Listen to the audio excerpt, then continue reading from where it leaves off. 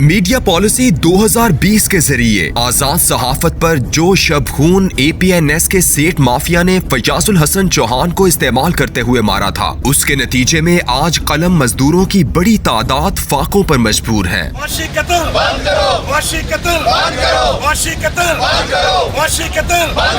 कलम मजदूरों के एहतजाज के बाद बदजबान चौहान को तो फारिग कर दिया गया, लेकिन उनकी जगह आने वाली फिरदौस आशिक आवान भी कुछ अलग साबित नहीं हुई। वो भी उसी सेठ माफिया के घाट पर पानी भरने लगी, जो हमेशा से अहले सहाफत का लहू चूसता और अहले इक्तिदार के ज़मीर की बोली लगाता रहा है। हमें फिरदौस आशिक आवान से बहुत उम्मीद थी कि वो APNS के सेठ माफिया की कठपुतली बनने की बजाय मेरिट पर आज़ाद सहाफत के लिए काम करेंगी, लेकिन जब इनका असल चेहरा देखा तो यकीन ही नहीं आया कि कमीशन और मालोज़र के सामने लोगों के ईमान किस तरह पिघल जाते हैं। फिरदौस आशिक आवान को हमने तब्दीली का इस्तारा समझा था, लेकिन वो तो बदज़बान चौहान से भी आगे की फनकार निकली।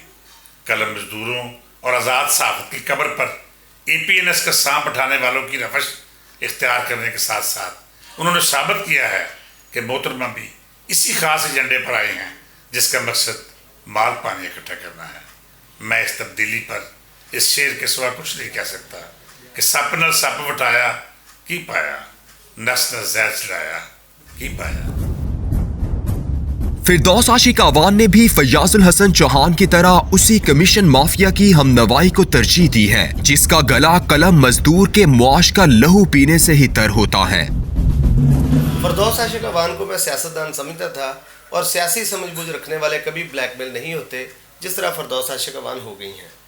उनका APNS की गुलामी करना अपनी जगह, लेकिन इससे बढ़कर वो एडवर्टाइजिंग एजेंसियों के साथ भी जिस नौयत की मेहरबानियाँ फरमाती रही हैं, कोई मामूली बात नहीं है। जब वो पीपल्स पार्टी के दौर में वज़ीर थीं, तब भी उन पर इल्ज़ाम था कि कुछ ख़ास एडवर्टाइज़र्स उनके खर्चे बर्दाश्त करते हैं। फिर तब्दीली सरकार आई, फिरदौस बीबी की जमात और नज़रिया तो बदल गया, लेकिन वो एडवर्टाइज़र्स नहीं बदले जो हमेशा से बीबी की फटीकें झेला करते थे।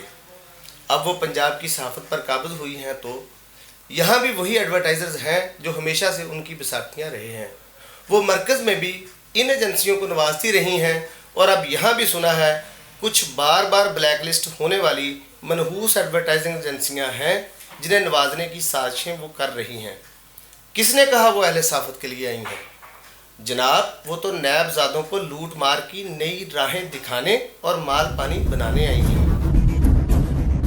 सेठ माफिया के हाथों इस्तेमाल होने वाला बदजबान चौहान हो या फिर इस्तेहसाल का नया उन्वान फिरदौस आशिक आवान, तारीख आजाद सहाफत के कत्ल में इस्तेमाल होने वाले इन हथियारों को बदबख्तों के उस स्याह बाब में लिखेगी जहां हमेशा लानत व मलामत ही हुआ करती है।